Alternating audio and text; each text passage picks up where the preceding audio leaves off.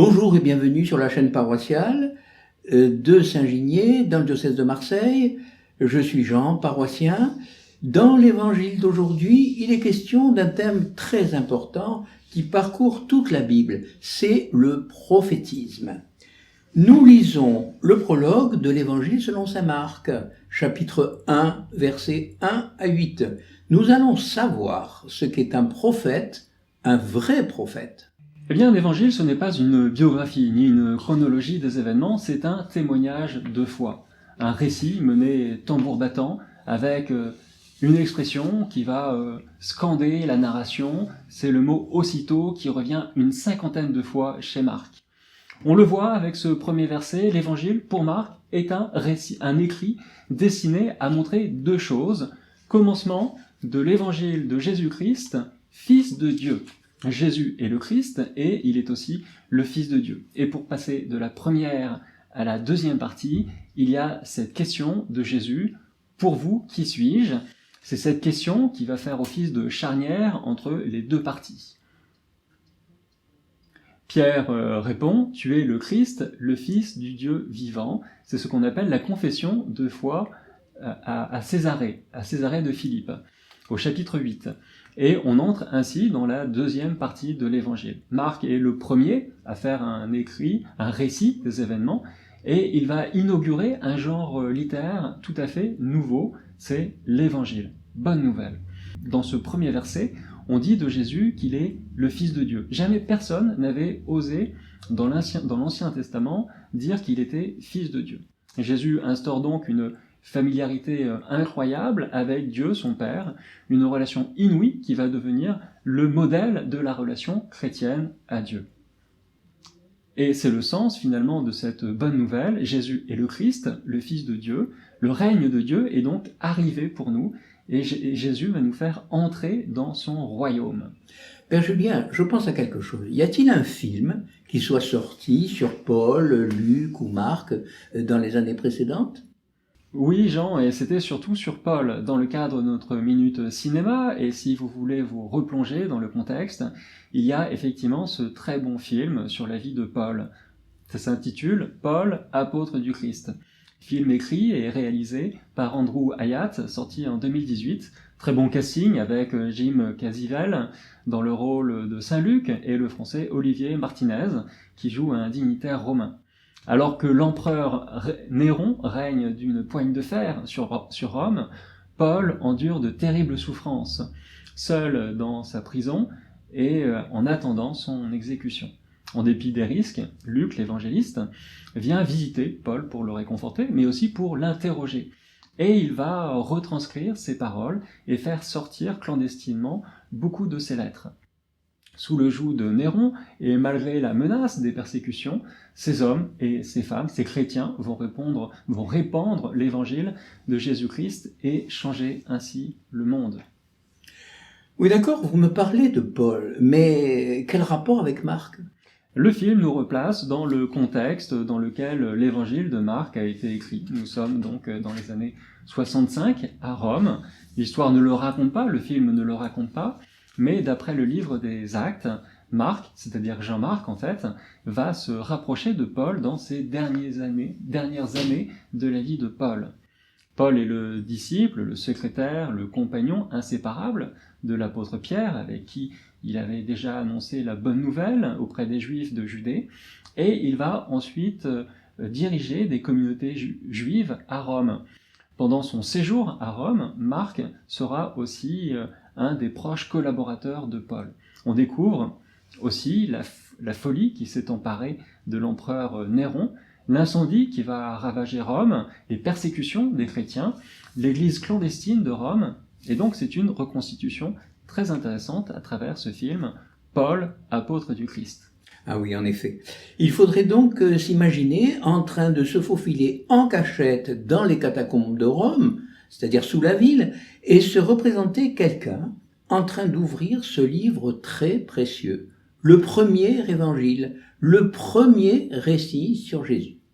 Oui, et un récit qui commence avec l'apparition d'un personnage haut en couleur, c'est Jean dans le désert de Judée. Marc reprend un passage de la Bible, Voici que j'envoie mon messager en avant de toi pour ouvrir ton chemin. Voix de celui qui crie dans le désert, préparez le chemin du Seigneur, rendez droit ses sentiers.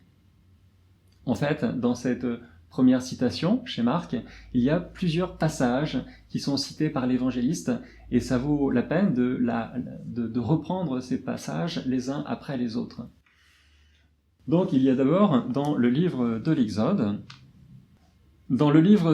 au chapitre 23, « Je vais envoyer un ange devant toi pour te garder en chemin et te faire parvenir au lieu que je t'ai préparé. » Ensuite, il y a le prophète Malachie, chapitre 3, verset 1. « Voici que j'envoie mon messager pour qu'il prépare le chemin devant moi, et soudain viendra dans son temple le Seigneur que vous cherchez.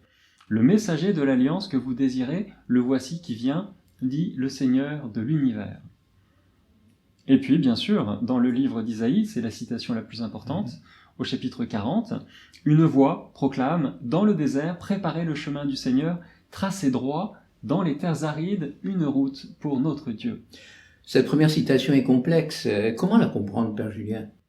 Bien, la parole de Dieu va passer par Jean. Avant la venue du Messie, Dieu va envoyer un messager, un prophète, pour préparer un chemin. Jean n'est pas le Messie, mais il annonce le Messie. En faisant donc un mix de ces trois sources, Exode, Malachie et Isaïe, l'évangéliste va superposer sur le discours du Baptiste, la prédication du Baptiste, trois événements de l'histoire du salut, de l'histoire d'Israël. Jean est comme l'ange qui précédait le peuple hébreu dans le désert d'Égypte pendant le temps de l'Exode pour le faire entrer en terre promise. Il est aussi comme Élie précédant le jour du Seigneur, et sa mission est de dégager un chemin devant la face de Dieu. Alors le Seigneur lui-même pourra entrer dans le sanctuaire. Jean est enfin comme le prophète Isaïe, chargé d'annoncer au peuple qu'il peut revenir dans la ville sainte après l'exil au 5e siècle avant notre ère. Donc avec ces trois références, il n'en faut pas plus pour comprendre que l'accomplissement de l'attente d'Israël est tout proche. La parole de Dieu est à l'œuvre et elle est puissante. Mais alors dites-moi, que faire ?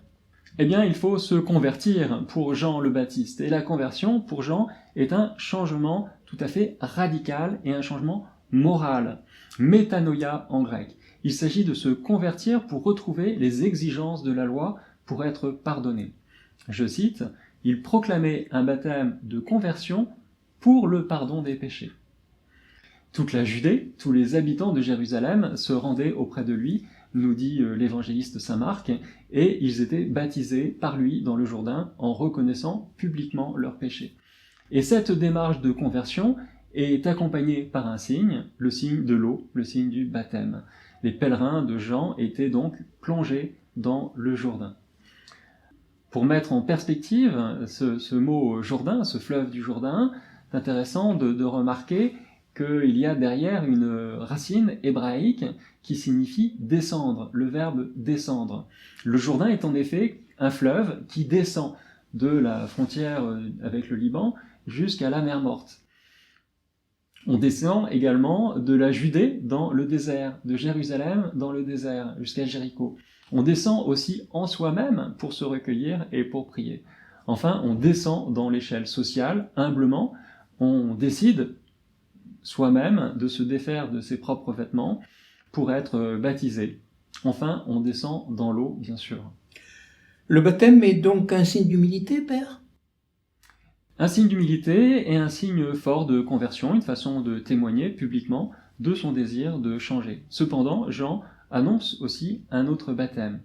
Le baptême de Jean est un signe qui manifeste un désir de changement, désir de conversion, métanoïa en grec, mais le baptême de Jésus va aller beaucoup plus loin. C'est la puissance de Dieu qui va mettre en œuvre cette conversion. Pour finir, Jean-Baptiste proclame, versets 7 et 8, je cite, « Voici venir derrière moi celui qui est plus fort que moi. Je ne suis pas digne de m'abaisser pour défaire ses sandales. Moi, je vous ai baptisé avec de l'eau, lui vous baptisera dans l'Esprit Saint. » Lui vous baptisera dans l'Esprit Saint. Et on va voir dans la suite de l'Évangile, là nous n'en sommes qu'au tout début, nous allons voir comment Jésus s'y prend pour nous transformer dans l'Esprit Saint. C'est là, je pense, tout le projet de l'évangéliste Saint Marc, nous montrer comment Jésus nous conduit à la conversion véritable par la grâce de l'Esprit Saint. Eh bien, merci Père Julien. Chers amis internautes, nous vous remercions d'avoir suivi cette vidéo jusqu'au bout. Nous vous souhaitons un bon temps de l'Avent, dans une attente remplie de confiance et nourrie par la parole de Dieu. Pensez à liker, à vous abonner si ce n'est pas déjà fait. Je vous rappelle que nous publions nos réflexions tous les mardis pour le dimanche qui suit. Et nous vous disons à la semaine prochaine. Merci Jean, à la semaine prochaine et bon temps de l'Avent.